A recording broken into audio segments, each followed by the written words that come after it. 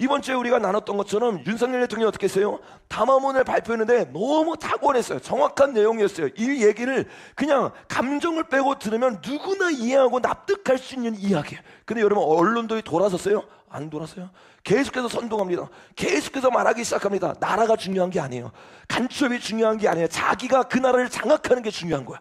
그 수많은 사람들을 선동하기 시작하니까 그 사람들은 또 이 담화문을 보는 게 아니에요. 뭐를 들어요?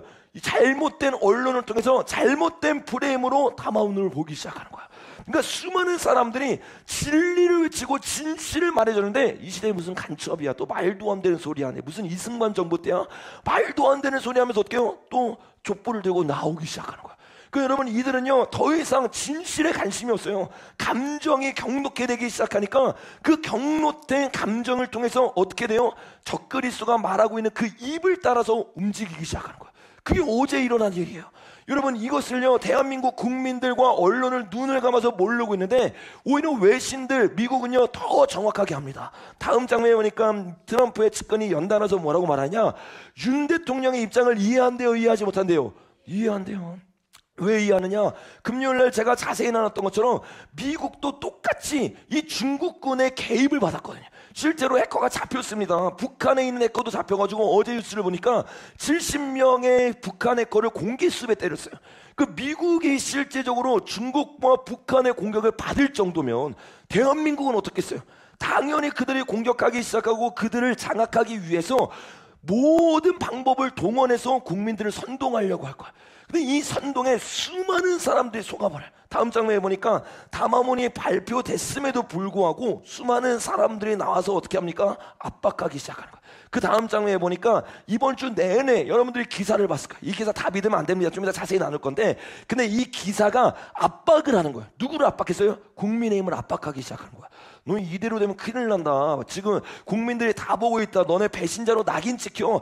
계속해서 압박이 들어오니까 시대를 분별하지 못하는 사람, 어떤 일들이 일어나는지 모르는 사람들은 마음이 흔들리기 시작하는 거야. 그래서 어떻게 해요? 12명이나 된 사람이 넘어간 거예요.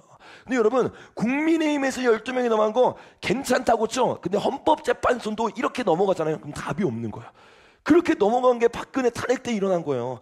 언론들이 여러분, 그 원래 재판이 말도 안 되는 재판인데 말도 안 되는 거짓말로 밀어붙이기 시작하니까 재판하는 사람이 어떻게 해요? 마음이 부담을 느껴요.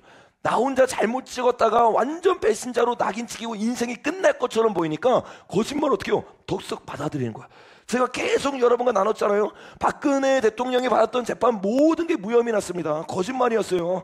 근데 거짓말인 거를 그때 당시 언론이 쉴 새 없이 어떻게 해요? 밀어붙이기 시작하니까 게벨스가 말한 것처럼 100번 거짓말을 말하면 뭐가 돼요? 진실이 되는 거예요.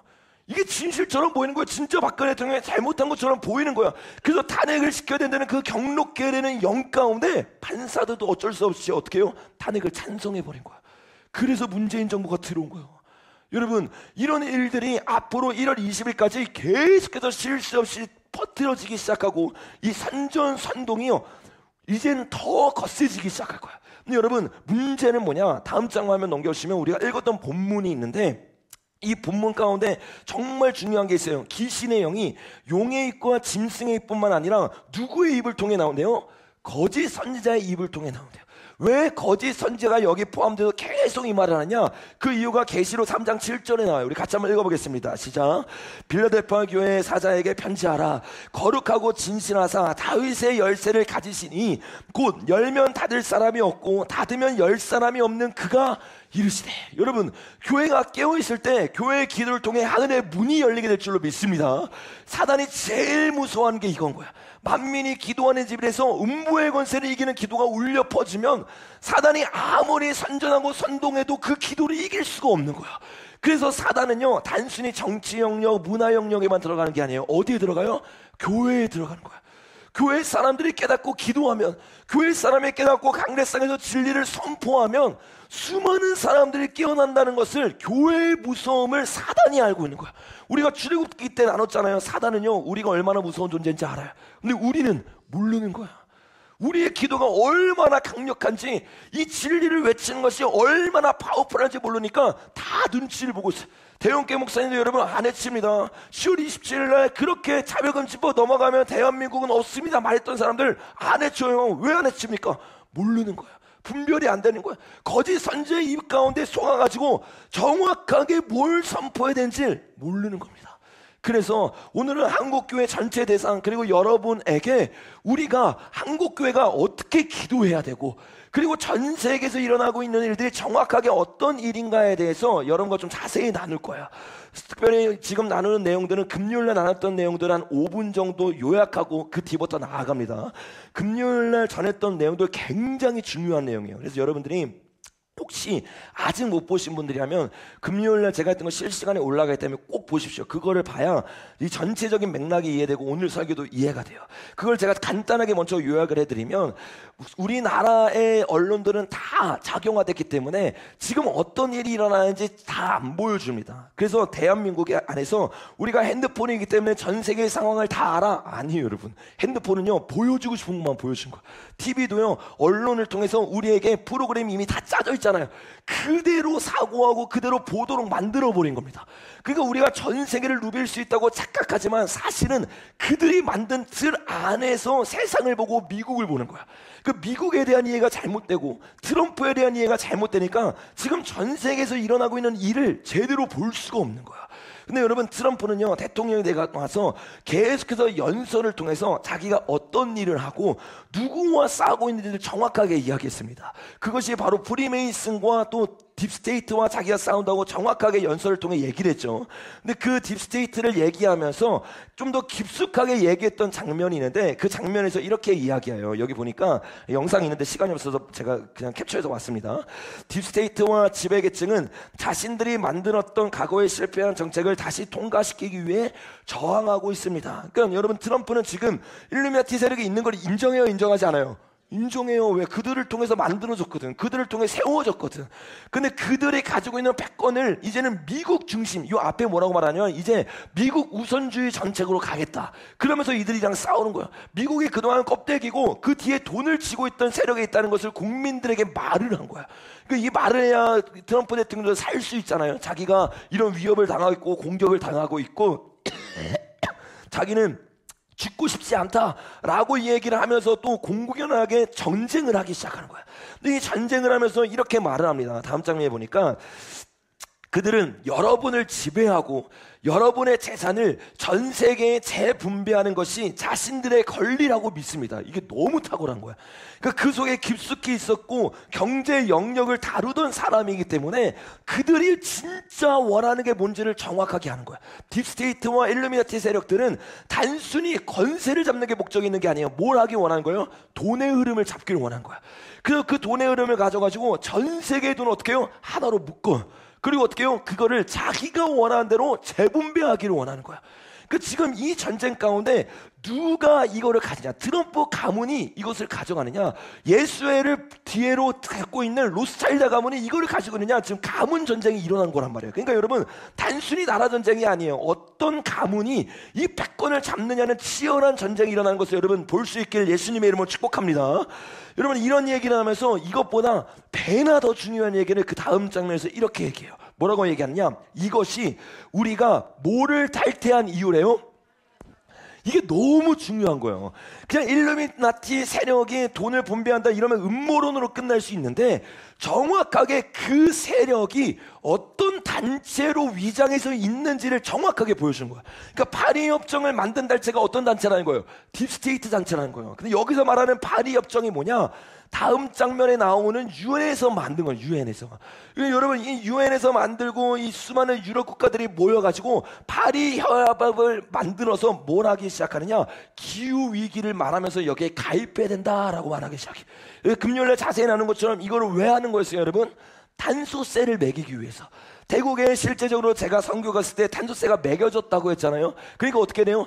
내가 뭘 샀는지 어디 갔는지 다 기록됩니다. 왜? 탄소를 얼마큼 썼는지 기록하기 위한 명분 하에 내 모든 걸 뭐하고 있는 거예요? 관리하고 있는 거예요. 돈이 다 추적됩니다. 내 위치가 다 추적됩니다.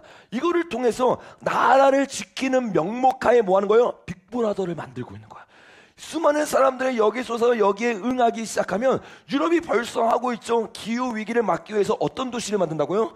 15분 도시를 만드는 거예요. 더 이상 정부의 허락 없이는 어디도 왔다 갔다 할 수 없는 일을 실제적으로 만들고 있는 것이 바로 파리 협약입니다. 그래서 이 파리 협약이 2015년에 만들어졌을 때 미국이 어떤 대통령이 들어갔다고 했어요? 오바마가 들어갔단 말이에요. 근데 이 오바마가 들어간 거를 그 다음에 누가 대통령이 됐어요? 트럼프가 대통령에서 나왔는데 그 다음에 바이든에서 다시 어떻게 해요? 다시 들어간 거야. 그러니까 지금 이 미국이라는 패권 나라를 누구에게 넘겨주냐는 치열한 전쟁이 계속 일어나는 거예요. 오바마와 바이든과 해리스가 되면 계속 어떻게 하는 거예요? 다시 파리 협약으로 들어가서 UN 밑으로 예수의 밑으로 들어가는 거야. 그래서 여러분 UN이 우리 편인 것처럼 여러분 착각하면 안 됩니다. UN은요 적그리스도의 편이에요. 그래서 이스라엘과 전쟁할 때 누구 편 들었어요? 가자지구 편 들었단 말이에요. 그리고 하마스 편 들었단 말이에요. 하마스의 무게가 어디에 숨겨져 있었어요? UN 건물에 숨겨져 있었단 말이에요. 이게 여러분 말이 안 되잖아요. 이런 모든 퍼즐들이요 지금 이 한마디 트럼프의 말 가운데 다 퍼즐로 맞춰지기 시작하는 거야. 트럼프가 계속해서 파리 협약을 나가려고 하는데, 왜냐면 그 뒤에 딥스테이트가 있기 때문이라고 얘기를 했어요. 그러면 파리 협약을 만들었던 이 UN이 누구를 도와주는지를 보면 우리가 지금 이 전쟁에 어떻게 가고 있는지를 이해할 수 있어요. 근데 다음 장면에 보니까 이 UN이 누구를 도와주고 있느냐면 브릭스라는 대회에 참여합니다. 브릭스라는 대회가 요즘 제가 만들고 있는 영상에 보면 막 러시아랑 막 푸틴 나온 데 있잖아요. 그 영상이 다 브릭스 회의에 대한 내용들이에요. 근데 그 브릭스는 뭐냐면 중국이랑 러시아가 1대1로를 만들기 위해서 새로운 패권 전쟁을 하기 위해서 만든 게 브릭스라는 대회예요. 근데 그 대회를 누가 도와주냐? UN이 참여해서 같이 도와줍니다. 왜? 미국이 원래 자기를 도와주는 이 숙주와 같은 역할을 했는데 미국이 자기를 배신했거든. 그 미국이 계속 그 패권을 쥐고 있으면 자기가 가지고 있는 돈이 위험해요, 위험하지 않아요? 위험한 거야. 그래서 이 미국을 치기 위해서 러시아와 중국이랑 붙어가지고 누구를 없애려고 하는 거예요? 미국을 없애려고 하는 거예요. 그래서 다음 장면에 보니까 이 브릭스에 대해서 많은 언론들이 이렇게 말합니다. 미국 주도 국제 질서를 대항하기 위해서 브릭스가 만들어졌다. 근데 이 브릭스를 자세히 보면 다 어떤 국가들이에요? 공산국가들이잖아요. 근데 왜 공산국가랑 유엔이랑 함께하냐, 이해가 안 되시는 분이 있을 수 있어요. 근데 여러분 잘 기억해야 돼요. 역사를 공부하면요, 공산주의는요 소련에서 나온 게 아니에요. 소련은 배운 거예요. 누구로부터 나왔어요? 칼 막스로부터 하는데, 칼 막스가 어디서 유학하다가 이 공산주의를 착안했어요? 프랑스에서. 여러분 유럽에서 공산주의가 나왔어요. 그래서 다음 장면에 보면 파린 코민이 공산주의라는 뜻이에요. 공산주의 최초의 노동자 국가가 파리에서 시작됐다. 그래서 파리의 이 국가가 시작된 거 우리가 그동안 계속 나눴던 것처럼 인권 하는데 그 인권 선언문에 뭐가 있어요? 전시안이 있는 거야. 이 전시안을 통해서 수많은 예수의 세력들이 파리에게 독립을 준다고 하면서 공산 세력 통해서 뭐 한 거예요? 파리 코민을 통해서 잘못된 인권을 넣어주기 시작한 거예요. 그래서 그 인권 선언문 제대로 읽어보면요, 인권이 아니에요. 동지애를 말하고 있습니다. 우리가 생각하기에 사랑인데 전혀 다른 사랑인 거야. 여러분 깨어나길 예수님의 이름으로 축복합니다. 그러니까 유엔과 공산국가가 붙어먹는 거는 사실 역사를 공부하면 너무 당연한 거예요. 왜? 공산국가의 뿌리가 뭐예요? 유럽이란 말이에요. 유럽, 유엔이란 말이에요. 다음 장면에 보니까 이 유엔과 한마디로 공산국가, 예수의 국가, 딥스테이트 국가들이 모여서 확장을 하기 있어요. 그 확장하는 거를 우리나라 외교 안보 연구소에서 뭐라고 말하냐? 지정학적 세판 짜기를 시작했다. 이 세판이 짜짐으로 말미암아서 미국과 한번 붙어질 거다. 이게 트럼프가 1월 20일 당선되고 나서 본격적으로 일어날 거야. 그래서 제가 금요일 날은 이것을 나눴지만 트럼프가 뭐라고 말했어요? 너네 브릭스에 가입하면 100% 간세 매길 거야 라고 말해요. 브릭스가 뭘 원하는지를 정확하게 아는 거야. 근데 여러분 여기까지만 들어도 정확해지는데 브릭스가 왜 만들어졌는지 이해하면요, 이거는요 너무 빼박인 거예요. 금요일날 설교 들으신 분 아시겠지만 다음 장면에 보니까 요 브릭스를 누가 처음 만들었고 누가 이 계획을 착안했는가에 대해서 다루고 있어요. 근데 이렇게 말합니다. 브릭스라는 말은 2000년대에 들어 빠른 경제 성장을 보인 브라질, 러시아, 인도, 중국을 일컫는 경제 용어였다. 2001년 골드만삭스 그룹 보고서에 처음 등장했다. 어디에 처음 등장했다고요? 아니 나라도 아니고 어디 민간 은행에 처음 계획안이 발표가 됐고 그 계획안을 그대로 유엔이 받아들이고 그 유엔이 도와서 공산주의 국가들이 미국을 무너뜨리기 위해서 브릭스 계획을 사용하고 있는 거야. 여러분 놀라운 게 뭐냐, 이 골드만삭스, 여러분 제가 계속 나눴잖아요. 다음 장면에 보면 여기에 최대 주주가 누구라고 했어요? 로스차일드 가문이란 말이에요. 그러니까 진짜 로스차일드 가문이랑 트럼프 가문이야. 트럼프 가문 여러분 아시죠? 사위가 누구라고 했어요, 여러분? 어떤 건물 가지고 있어요? 666 건물 가지고 있잖아요. 이 둘이 지금 뭐 하고 있는 거예요? 화폐 전쟁을 하고 있는 거예요. 누가 화폐를 가져가느냐, 자금을 가져가느냐. 그 자금을 가져간 사람이 유대인을 움직일 수 있거든. 그리고 전 세계의 패권을 가질 수 있거든. 그래가지고 원래는 미국에 있는 트럼프와 미국이 누구랑 같은 편이었어요? 그들이랑 같은 편이었단 말이에요. 근데 그들이 가지고 있는 권위까지 트럼프가 먹으려고 하니까 트럼프를 죽이기 위해서, 총살이 여러분 그냥 일어난 게 아니에요. 이거 여러분 막 북치고 장구치고 아닌 거 이제 우리 교회 사람은 다 아시죠? 계시록 18장에서 말한 것처럼 실제로 그 패권을 위해서 둘이 싸우고 있는 겁니다. 누가 이기냐의 전쟁을 하고 있는데, 로스차일드 가문이 이제 트럼프가 배신한 게 확실해졌으니 어떻게 하는 거예요? 중국과 붙어먹은 거야. 러시아랑 붙어먹은 거야. 그래서 중국과 러시아가 괜히 미국의 선거에 개입하는 게 아닙니다. 트럼프가 되면 자기가 설 자리가 불리해진 걸 정확하게 알고 있는 거야. 그래서 트럼프가 대통령이 되기 직전부터 엄청 치열한 영적 전쟁이, 거대한 두 패권의 싸움들이 일어나고 있었던 거예요. 그 패권의 싸움들이 이제 어떻게 하는 거예요? 전 세계에 일어나고 있는 거예요. 루마니아에도 일어나고 있고, 중국에 붙어있는 속국들에도 일어나고 있고, 대한민국에서도 그런 똑같은 일들이 일어나는 거예요. 중국 편에 붙어야 된다, 러시아 편에 붙어야 된다, 브릭스에 들어가야 된다. 반대쪽은 뭐예요? 우리가 친미해야 된다, 미국과 끝까지 붙어있고 이스라엘 가야 된다. 여러분, 이스라엘과 미국과 함께 될 줄로 믿습니다.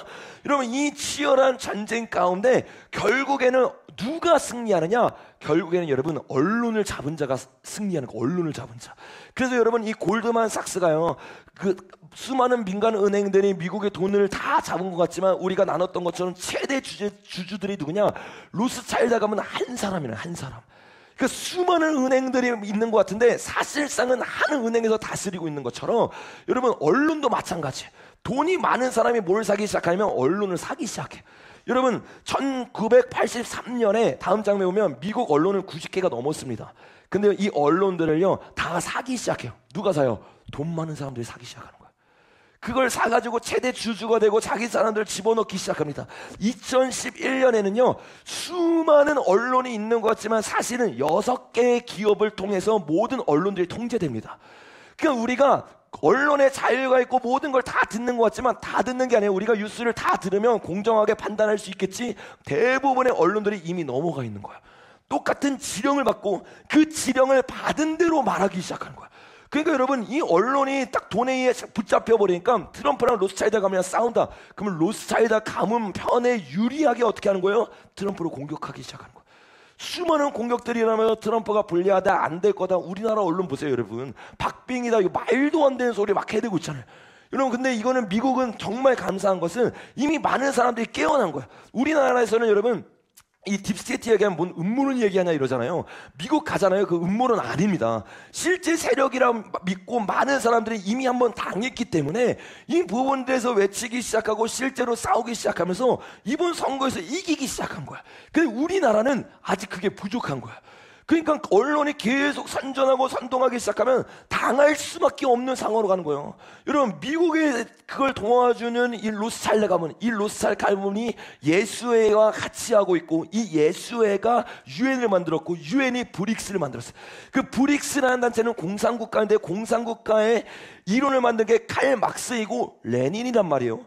그들의 전략들이 어떤 전략이에요? 다 로스차일드 가문과 예수의 전략부터 나온 거예요. 그 레닌이 그 모든 전략을 총 집결해서 신전술이라는 전략을 만들었는데, 다음 장면에 보니까 이렇게 말하는 거예요. 대중이 우리가 다수임을 믿게 해야 된다는 거야. 오직 정의만을 결정적 투쟁에 투입하는 것은 바보스러운 뿐 아니라 제약이다. 그냥 총과 칼로만 싸우는 것은 제약이다. 어떻게 싸워야 되냐? 선전하고 선동해야 된다. 가장 강범위한 대중을 대상으로 한 정치적 선동이다. 정치적 선동이 일어나야지만 혁명이 일어날 수 있다는 거야. 이와 같은 활동은 자주 발행되는 적극적인 왜 이렇게 우타가만요? 전국적인 신문 없이는 생각할 수 없다라고 말해요. 전국적인 신문 없이는 생각할 수 없다. 그러니까 여러분, 이 레닌이 러시아를 장악하기 위해서 100명의 정예배들 어디로 집어넣었어요? 언론과 출판사에 집어넣은 거예요. 이 일을 똑같이 미국을 장악하기 위해서 로스차일드 가문이 미국의 언론들을 다 사들인 겁니다. 그리고 똑같이 지정학적으로 중요한 어떤 나라의 언론을 사들이기 시작한 거예요? 대한민국의 언론들이요. 그 여러분이 대한민국에서 어떤 일들이 일어난 건지 정확하게 봐야 돼요. 그들은요 TV를 딱 장악하고 나서 뭘 하기 시작하느냐, 다음 장면에 보니까 이렇게 말합니다. 이는 그가 거짓말쟁이요 거짓의 아비가 되었습니다. 사단은 뭐예요? 거짓말을 계속 뿌리기 시작하는 거예요. 어떤 모습으로? 어린 양같이 두 뿔이 있고 용처럼 말하기 시작해. 근데 그 용이 뭐라고 말했어요? 큰 용은 내쫓기니 옛뱀 곧 마귀라고도 하고, 사단 마귀가 옛뱀이 되어서 어떻게 해요? 수많은 사람들에게 잘못된 말을 집어넣어주기 시작하는 거예요. 언론을 통해서. 여러분, 언론을 다 믿지 않는 자를 되길 예수님의 이름으로 축복합니다. 근데 언론을 통해서 뱀의 말처럼 어떻게 하기 시작하느냐, 다음 장면에 보니까 이렇게 말합니다. 우리 같이 한번 읽어보겠습니다. 시작.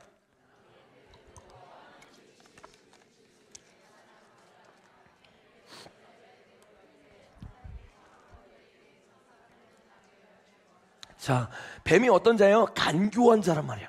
뱀이 어떻게 하는 말 맞냐면, 사실 아예 없애는 게 아니에요. 나무를 먹지 말라고 한 건 맞아. 근데 거기에요 가감하기 시작하는 거야.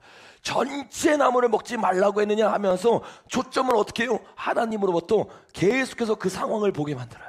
선악과를 먹게 만들어요. 그래서 선악과가 어떻게 보여요? 탐스럽게 보이기 시작하고 먹음직스럽게 보일 수 있도록 계속해서 눈을 어떻게 해요? 선악과에 맞추게 하는 거예요. 사단은요 이 거짓말을 통해서 사람들의 마음 가운데 다른 마음을 넣어주는 거야. 그 우리가 마음의 생명이 있잖아요. 근데 이 마음의 생명이 눈과 귀로부터 들어가는데, 하나님의 말씀과 기도로 이 세상을 분별하는 게 아니라 그들의 말을 듣기 시작해요. 그러니까 눈 가운데 귀 가운데 어떻게 해요? 사단의 생각이 들어가기 시작해. 그러니까 결국에는 탐스러워 보이는 것을 선택해서 촛불 들고 나아가기 시작하는 거야. 여러분, 다음 장면에 보니까 이렇게 말합니다. 내 귀를 기울여라. 내 눈에서 떠나게 하지 말며 내 마음속을 지키라. 여러분, 이 상황 가운데 하나님의 말씀을 붙잡고 이 세상을 볼 수 있는 눈이 생기길 예수님의 이름으로 축복합니다. 그 눈과 귀가 없는 수많은 사람들은 선악과를 딱 먹어버리는 거야. 그럼 뭐가 뺏기냐? 마음이 뺏기는 거야, 마음이. 그 여러분, 지금 촛불 집회에 나가는 사람들 우리가 이제 보니까 딱 이제 알겠어. 4.3 사건, 뭐 여순 반란 사건, 우리가 공산주의다 말하면 막 강조해서 뭐라고 말해? 우리가 공산주의냐 이러잖아요. 지금 저들 다 촛불 세력들 그 1%에게 선동돼서 다 나와서 그 공산주의냐라고 말했더니 촛불 시민들이 뭐라고 말해요? 우리가 공산주의라고 이러고 있는 거야. 그러니까 4.3 사건 때도 똑같은 일이 일어난 거예요. 98%의 사람들은요 진짜 시민이에요. 근데 뭐 하는 거야? 마음이 뺏긴 거야. 사단이 어떻게 공격하는지, 사단이 어떻게 귀로 들어오고 눈으로 들어오는지 전혀 이해하지 못하는 거야. 여러분, 이거는요 단순히 정치 영역에만 있는 게 아니에요. 수많은 사람들이 신앙을 왜 못 지키는 줄 아세요? 눈과 귀 못 지켜서 그래요. 세상을 보기 시작하고 탐욕을 보기 시작하고 음란을 보기 시작하고 세상의 즐거움을 보기 시작하니까 뭐가 뺏겨요? 마음이 뺏긴 거예요. 마음이 뺏기면요 율법을 못 이뤄요. 왜? 율법의 완성은 사랑이니까. 사랑이 없고 주님을 위한 마음이 없으니까 마음이 사라져서 행위가 나올 수가 없는 거예요. 이것처럼 우리가 지금 싸우고 있는데 저들은요 마음을 다 가져가 버린 거야. 감정을 다 가져버려 버린 거야. 그 진실 아무리 외쳐도, 진리를 아무리 외쳐도 스데반처럼 어떻게 해요? 돌 던져지는 거예요. 여러분, 이 전쟁 가운데 저와 여러분이 그들의 마음, 여러분 고린도서에서 뭐라고 말해요? 그 견고해진 마음을 깨뜨릴 수 있는 것은 오직 복음뿐일 줄로 믿습니다. 그래서 저와 여러분이 싸우면서 동시에 뭘 해야 되냐? 기도해야 되는 거예요. 주님, 그들의 가려진 눈을 열어 주시옵소서. 모든 언론들이 정신 차리게 하여 주시옵소서. 특별히 한국교회가 깨어나게 하여 주시옵소서. 여러분, 우리가 기도할 때 견고한 진들이 무너지게 될 줄로 믿습니다. 여러분, 이들은요 이렇게 세상을 어떻게 점령하는지를 깨달은 거예요. 그래서 종각칼로 더 이상 안 싸우고 문화, 교육, 7대 영역에 들어가서 뭐예요? 마음을 싹 가져가 버린 거야. 다음 장면에 보니까 우리가 읽었던 본문이 나오는데, 여기 보니까 용의 입이 나오잖아요. 근데 그 용을 우리가 이사야서와 에스겔에서 자세히 나눈 것처럼 이 루시퍼는 뭐 하는 자였어요? 음악하는 자였다. 문화 영역을 다루고 있는 자예요. 그래서 여러분, 실제로 여러분 이런 일들이 일어날 때, 뭐 기후위기가 일어날 때 누가 앞장서요? 뭐 BTS가 앞장서요. 블랙핑크가 앞장서요. 여러분, 탄핵 집회 일어났을 때 아시죠? 다음 장에 보니까 우리도 함께 갈게요 이러면서 이 말도 안 되는 일들을 연예인들이 막 하기 시작해. 뭐 아이유부터 유리, 남윤수, 뭐 김유나 이런 사람이 가가지고 헌신하면서 뭐 밥도 사주고 여러 가지 하면서 우리가 돕고 있습니다. 이 사람들 어떻게 해요? 영웅돼요. 반대로 윤석열 편에 들었던 배우 어떻게 됐어요, 여러분? 잘렸어요. 해임됐어요. 이런 말도 안 되는 비정상적인 일이 일어나는 거예요. 아니, 판결을 할 거면 공정하게 해야지. 여러분, 교사들 중에서도 누가 잘리느냐? 여러분, 반대편에 선 사람은 정규조 안 잘립니다. 여러분, 다 지켜줘요. 막 돈 다 대주면서 재판해가지고 결국엔 승리합니다. 근데 이쪽에 서 있는 사람들이요 계속 공격하기 시작하는 거예요. 여러분, 이런 말도 안 되는 일들이 왜 일어나냐? 마음이 뺏겼기 때문인 거야. 수많은 사람들이 마음을 뺏겼어요. 어떻게 마음을 뺏겼어요? 다음 장면에 보니까 우리 이준석 위원장님이 굉장히 탁월한 강의를 한 게 있는데, 뭐라고 강의를 했냐? 문화 권력도 좌파에게 뺏겼다. 그래서 우리가 이길 수 없는 거다. 한 2, 3년 전에 했던 강의예요. 여기 보니까 좌파 영화를 얘기해요. 베테랑, 택시 운전사, 최근에 뭐 서울의 봄 이런 것들이 있잖아요.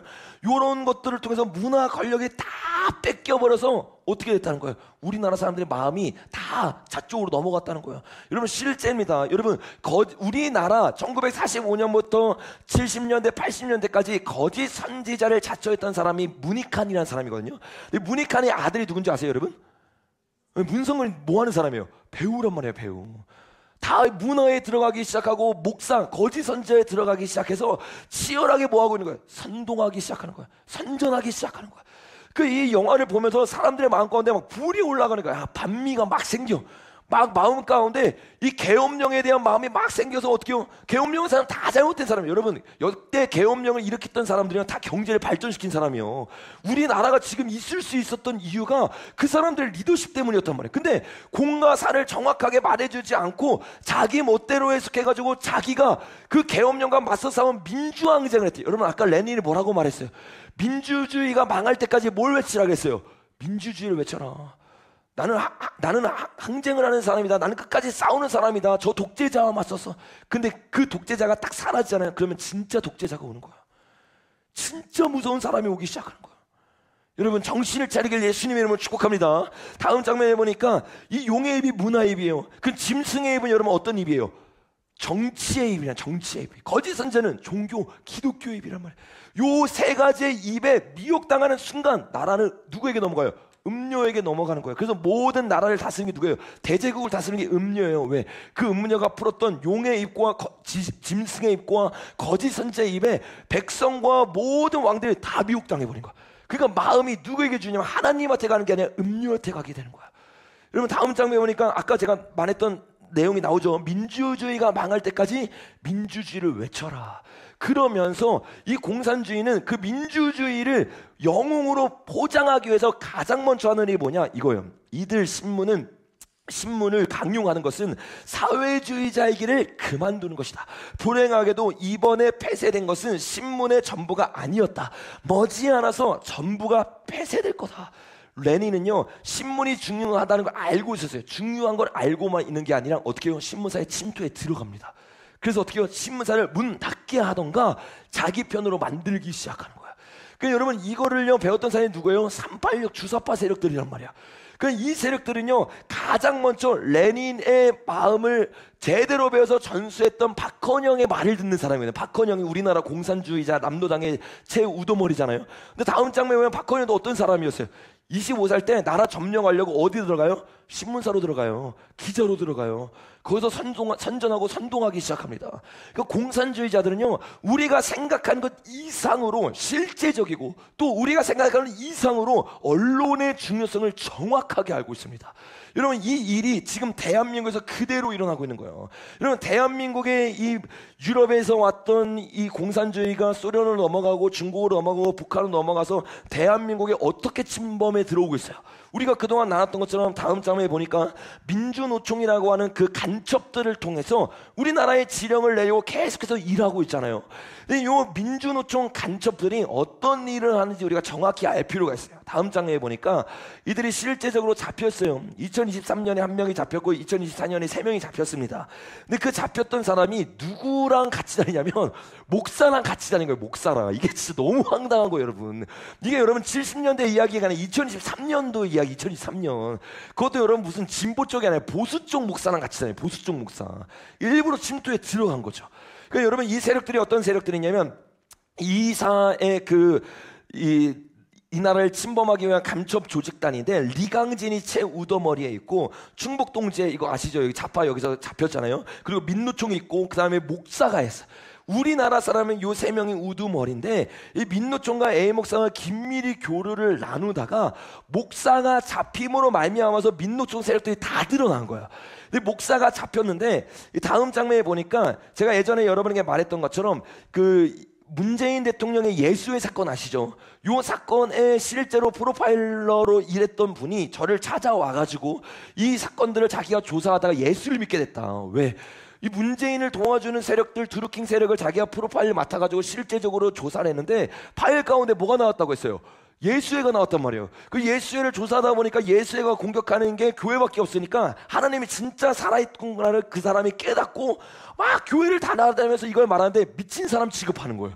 그래서 우리 교회 이 설교를 듣다 보니까 나랑 너무 똑같다는 거예요. 그래서 우리 교회 그때 제가 그 신사동에 있을 텐데 새벽 예배 때 왔어요, 그 사람이. 그 새벽 예배 때 와가지고 그 두 명이 같이 찾아와가지고 얘기를 막 해주는 거예요. 얘기를 해주면서 그때 이 사람이 이 예수의 사건과 이 하삼이라고 하는 하삼이 예수원이 하삼이 있습니다. 제가 예수원을 다룰 때였어요. 근데 하삼이에서 간첩이 잡힌 거예요. 목사 간첩들이. 근데 거기서부터 막 줄줄이 나오기 시작하면서 보수에 있는 간첩들까지 다 잡힌 거예요. 근데 이 사람이 그거를 프로파일러하고 그 증거를 다 가지고 있는데 그때 당시 싱사에서 우리 교회에서 그걸 가지고 강연을 했어요. 근데 이게 너무 위험한 내용이기 때문에 그 사람이 비공개로 해달라고 해가지고 아마 못 들으신 분들이 훨씬 많을 거예요. 근데 그분이 그 강의 끝나고 나서 자료를 저한테 넘겨주고 한 거예요. 그러니까 이건 실제로 거기에서 연구를 하고 조사를 해가지고 간첩에 잡혔던 실제 증거 자료들입니다. 그러니까 다 갖고 있는 게 아니에요. 그분이 직접 준 거예요. 다음 장면 보니 이게 이 장면인데 김성윤의 암호화가 됐는데 요건 신문입니다. 여기 보면 뭐라고 말하냐면 이 사람이 보수 목사인데 어디서 북한에게 이걸 줬냐면 보수 학교가 여러분 뭐 신학교가 어디 있겠어요? 예전에 말했지만 제가 오늘은 말하지 않겠습니다. 우리가 아는 정말 유명한 그 신학교 있잖아요. 신학교 거기 컴퓨터를 통해 가지고 북한에게 보낸 거, 북한에게. 그 이런 말도 안 되는 일들이 실제로 일어나고 있는 거예요. 근데 그 내용들을 실제로 그 컴퓨터를 가져와 가지고 다시 포렌식 해 가지고 그 자료들을 다 가져온 걸 저한테 준 거예요. 다음 장면에 보면 그게 그 자료인데 여기에 보니까 이게 너무 충격적인 거예요. 2012년에 대북 보고문을 올린 거예요. 그게 포렌식 해 가지고 다 나온 겁니다. 포렌식이 어떻게 했냐면 그 우리가 알고 있는 것처럼 저기 그 모자이크가 아니라 그 뭐라 하더라? 그 요즘 찍는 거 있잖아요. 찍으면 들어갈 수 있는 거. QR 코드 형식으로 그림처럼 만들어가지고 이메일을 보내면 그거를 이제 풀어가지고 이 사람들이 글자를 맞추는 거예요. 그런 형식으로 이게 돼 있던 걸 풀어서 맞춰서 이걸 가져온 겁니다. 근데 여기 보니까 그 간첩들이 어떻게 활동하고 무엇을 주력해서 활동하는지가 정확하게 나옵니다. 여기 보니까 이렇게 말해요. 민주노총 현장 연대를 향하는 것이 아닌가 생각되지만 목사가 누구랑 함께하고 있냐면 민주노총과 함께하고 있어요. 6번에 보니까 시민단체에 포치된 엄동지에 해합을 했습니다. 엄동지가 어디 있대요? 시민단체에 있대요. 그러니까 이 간첩들이 북한에게 보고를 하는데 그냥 공공연하게 민주노총에 대한 이야기, 시민단체에 대한 이야기를 정확하게 하고 있는 거야. 그 시민단체를 통해 뭘 하냐? 그 다음 장에 보니까 세월호 등 현안과 대중투쟁을 하기 시작했습니다 라고 말한 거야. 시민단체 그리고 민주노총 그 사람들과 협력해서 목사가 뭘 하고 있었느냐? 투쟁을 하는데 세월호 투쟁을 하기는 거예요. 세월호 투쟁. 이런 말도 안 되는 일을 실제적으로 하면서 연대와 통합을 하고 그 사람들이 어떻게 해요? 그 일을 위해서 대한민국을 혁명하기 위해서 하나가 돼서 일을 하기 시작했다는 거야. 근데 더 놀라운 것은 다음 장에 보니까 그들이 실제적으로 일했던 장면들이죠. 저기 김성윤 목사입니다. 그 다음 장을 넘겨보면 이때부터가 더 놀라운데 단순히 민주노총과 함께하고 있는 게 아니에요. 뭐라고 얘기하느냐? 여기 보니까 이렇게 말해요. 한겨레 신부 허모 기자의 발상으로 우리가 이걸 계획했습니다. 무슨 말이냐? 한겨레에도 뭐가 있다는 거예요? 간첩이 있다는 거예요. 같이 얘기하고 회의해가지고 발상을 해서 민주노총을 실제로 움직이고 한겨레는 뭐 하는 거예요? 그거를 보여주고 선전선동하기 시작하는 거야. 근데 이 일을 단순히 이 한겨레 신문만 하는 게 아니라 이 김성윤 기자가 그 목사가 뭐 하는 사람이냐면 합동 헤러드라고 하는 인터넷 신문을 만들어서 거기서 선전선동을 해. 근데 뭐라고 말하냐면 왜 여기서 선전선동을 하냐? 보수적인 종교 지도자들을 대상으로 교양과 선전의 통로를 만들었습니다 라고 말하고 있어. 이 사람들이 뭐 하고 있는 거예요? 보수 진영의 일부러 침투에 들어와가지고 그 사람들을 선전하고 선동하고 있는 거야. 이게 김성윤 목사가 했던 합동 헤러드입니다. 근데 그 합동 헤러드가 간첩 혐의로 3년 갔다가 나왔거든요. 이름을 바꾸고 또 하고 있어. 또 간첩 활동하고 있어. 다음 장면에 보니까 이름을 합동 투데이로 바꿨거든요. 근데 어제 기사예요. 뭐예요 여러분? 북한에 대해서 그냥 북한의 유리한 기사들만 막 싣고 있는 거예요. 이게 여러분 합동이 뭐야? 합동이 보수교단이냐? 보수교단. 여기 목사가 저짓거리를 하고 있는 거예요. 지금 저 말도 안 되는 일을. 근데 저 보수에게, 저 잘못된 보수에게 속아가지고 보수조차도 탄핵돼야지, 촛불 집회 나가야지, 이런 소리를 하는 것이 바로 간첩들이 뭐 하고 있기 때문에요? 선전하고 선동하고 있기 때문에요. 우리가 생각하는 것 이상으로 실제적으로 그들은 선전하고 선동하고 싸우며 투쟁하고 있습니다. 특별히 우리가 방금 보았던 것처럼 그들이 선전 선동을 하기 위해서 가장 많이 연대하는 게 뭐라고 했어요? 노총이라 했어요. 민주노총. 다음 장에 보니까 이 민주노총이 100만 명이라고 했잖아요. 그 100만 명 중에서 가장 큰 세력이 뭐냐? 전교조 그리고 언론노조예요. 여러분 기억하세요. 뭐라고요? 전교조, 따라가 전교조, 그러면 언론노조. 이 두 가지를 꼭 기억해야 돼요. 이게 민주노총의 핵심 세력들입니다. 요 세력들이 다 움직이는 거. 어떻게 움직이느냐? 자, 윤석열 대통령의 사례를 먼저 한번 보겠습니다. 다음 장에 보니까 12.3 사태가 터지자마자 그 다음날 PPT를 딱 만들어요. 누가? 전교조 선생님이. 그리고 전교조에 있는 모든 사람이 뭐예요? 뿌리기 시작하는 거. 이거 뭐랑 똑같아요? 미국에서 일어나고 있는 일이에요. 민간 은행이 많은 것처럼 보여요. 근데 한 가지의 은행이에요. 수많은 미디어들이 있는 것 같아요. 6가지의 미디어예요. 수많은 선생들이 있는 것 같아요. 전교조로부터요 모든 자료가 똑같이 배포되기 시작해요. 근데 이 배포되고 끝나느냐? 아니요. 그러면 여러분 뭘 하느냐? 전교조는 배포하고 언론노조는 뭐 하는지 아세요? 홍보해주기 시작하는 거예요. 그 여러분 SBS에서 어떻게 하는 거예요? MBC에서 어떻게 하는 거예요? 요 사태를 얘기하기 시작하면서 이렇게 싸우고 있다. 우리도 같이 싸우고 학생들도 이제 나와야 된다라고 얘기하는 거야. 여러분 제가 우리 금요일날 회의하면서 우리 그 영상팀한테 얘기를 했어. 여기서 제일 중요한 게 누군지 알아? 찬양팀이 아니야. 왜? 찬양팀이 여기서 막 찬양을 해. 근데 거기는 200명 정도 모인단 말이에요. 그리고 나서 그걸 해가지고 마음에 불을 지피기 위해서 뭘 해야 돼? 영상으로 보는 사람은 2만 명, 3만 명이 된단 말이에요. 그럼 그 사람들이 봐가지고 뭐 하는 거예요? 마음에 불이 생기고 지금 기도할 때이구나, 예배 드려야 될 때구나, 외쳐야 될 때이구나, 이거를 깨달을 수 있는 통로가 되는 게 영상팀이란 말이에요. 그래서 영상팀이 얼마나 중요한지, 음향팀이 얼마나 중요한지를 얘기했단 말이에요. 그러니까 정교조가 하는 일이 큰 일인데 사실 정교조보다 더 큰 일을 하고 있는 게 뭐예요? 언론노조란 말이에요. 이 언론노조가요 여기 정교조에서 하고 있는데 말 안 하면 아무도 몰라. 그 사람이 몇 명만 하는 거예요. 근데 그거를 다 버텨주는 거야. 그러니까 이게 언론노조를 잡지 못하면요 전 세계 한꺼번에 어떻게 해요? 선동되는 거야. 제가 저번 주 금요일날 나눴잖아요. 처음에는 누가 나와요? 사회학과 사람들만 나와. 근데 이 사회학과 사람들만 나오는데 언론들이 뭐라고 말하냐면 지금 고려대가 일어났다, 연세대가 일어났다, 서울대가 일어났다. 이러니까 막 사람들 다 어떻게 해요? 너도 나도 할 것 없이 일어나기 시작하는 거야. 조금씩 일어나는 거는 상관이 없는데 그들에게 기름을 부어주는 게 바로 언론이란 말이야. 그래서 우리가 실제적으로 1월 20일까지 이 언론을 못 잡잖아요. 언론과 싸워서 이기지 못하잖아요. 그러면요 사실과 상관없이 언론의 거짓말에 밀어붙임에 따라서 판사가 똑같은 판결을 해버리는 거야. 박근혜 때나. 그래서 우리가 이걸 위해 기도하고 이걸 정확하게 알아야 돼. 여러분 이것에 대해서 다음 장에 보면 권성동 의원이 정확하게 알고 이렇게 얘기해요. 노조가 방송을 어떻게 돼요? 장악했다. 근데 요 말을 하자마자 거짓말이면 그냥 웃고 넘기는데 언론 노조가 뭐 날뛰기 시작하는 거야. 어떻게 날뛰기 시작하냐면 바로 언론 노조가 고소를 하기 시작하고 명예훼손이다, 말도 안 되는 소리다, 무슨 소리냐 이러면서 권성동 의원 이때 욕 진짜 뒤지게 먹었어요. 왜? 다 누구 편이에요? 뉴스가 노조 편이란 말이에요. 그러니까 완전히 말도 안 되는 소리, 극단적인 소리, 뭐 우리 정부가 뭐냐 저기 언론을 탄압하고 언론을 가져가려고 한다 이러면서 공격했단 말이야. 근데 여러분 이 공격이고 거짓말이고 허위사실일까요? 여러분 다음 장에 보면요 MBC의 주요 간부들의 148명 중에 132명이 민주노총 언론 노조원이에요. 여러분 진짜 심각한 거야. 그러니까 MBC의 핵심들이 뭐예요? 간부란 말이에요. 간부의 148명 중에 몇 명이? 132명이 민주노총 사람들이라고. 이게 여러분 진짜 충격적이에요. 그러니까 여러분 민주노총이 누구의 지령을 받아요? 북한의 그리고 중공의 그리고 그 뒤에 있는 세계 공산당의 지령을 받는단 말이에요. 그 지령을 받아가지고 그대로 MBC가 어떻게 해요? 그거를 말하기 시작하는 거야.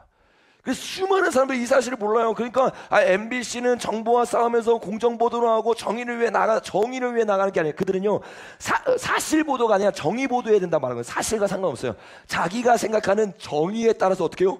보도하고 있는 거야. 여러분 이거를요 국민들이 모르니까 MBC 볼 때마다 어떻게 해요? 불이 올라오는 거야. 선동이 막 되기 시작해. 마음이 다 뺏겨서 여의도로 다 나아가게 되는 거야. 여러분, 우리가 이 MBC를 붙잡고 있는 이 공산당의 세력을 예수 그리스도 이름으로 꾸짖어야 될 줄로 믿습니다.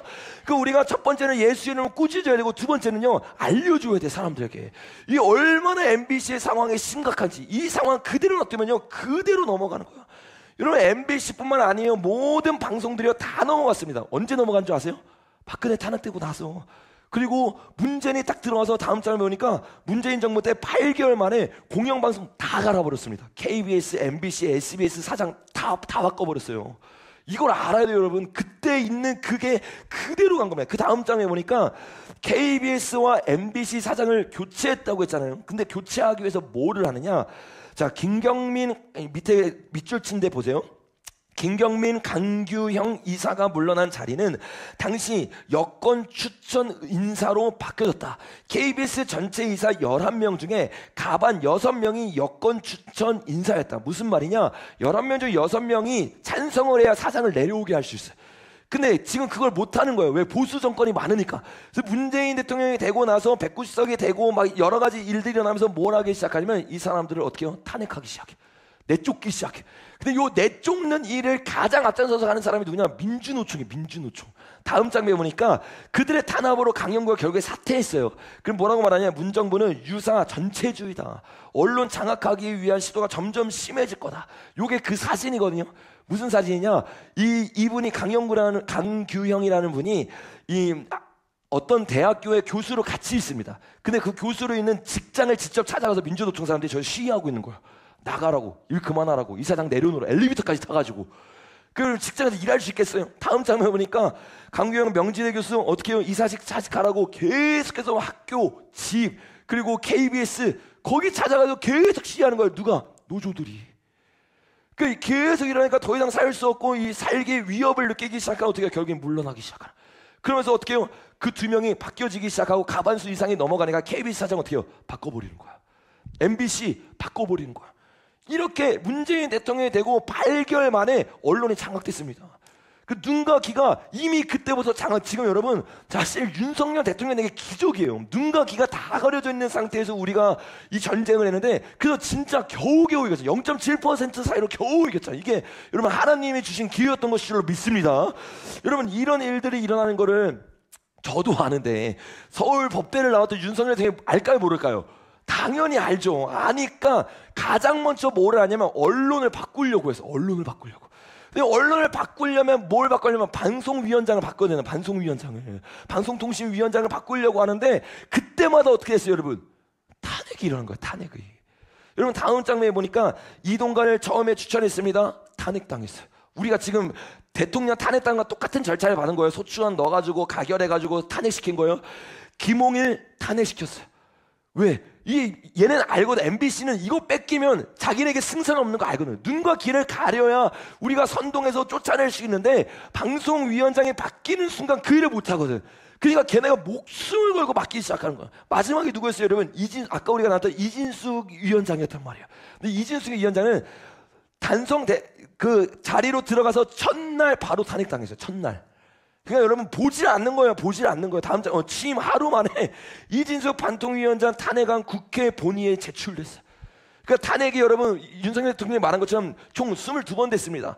그 중에서 가장 많은 비율을 차지하는 탄핵이 어디서 일어나냐면 방송통신위원회에서 일어난 거야. 그러니까 그만큼 치열하게 이 적그리스도 세력들, 좌파 세력들은요 방송의 중요성을 알고 있는. 이거 뺏기면 끝난다. 이 MBC가 끝나고 KBS가 끝나면 우리 탄핵 못 시킨다. 이걸 정확하게 알고 있으니까 목숨 걸고 저거 지키고 있는 거야. 그래서 결국엔 탄핵이 된 거야. 왜? 190석이 넘었잖아요. 저기가 막 탄핵시키고 국민의힘에서 이거 뭐 정신 못 차리고 분별 안 되고 뭐가 중요한지 모르는 사람은 그냥 넘겨버리는 거예요. 그냥 다 넘어가 버리는 거죠. 그래서 지금 이 사태가 난 거예요, 여러분. 여러분 저와 여러분이 눈과 귀를 지키길 예수님의 이름으로 축복합니다.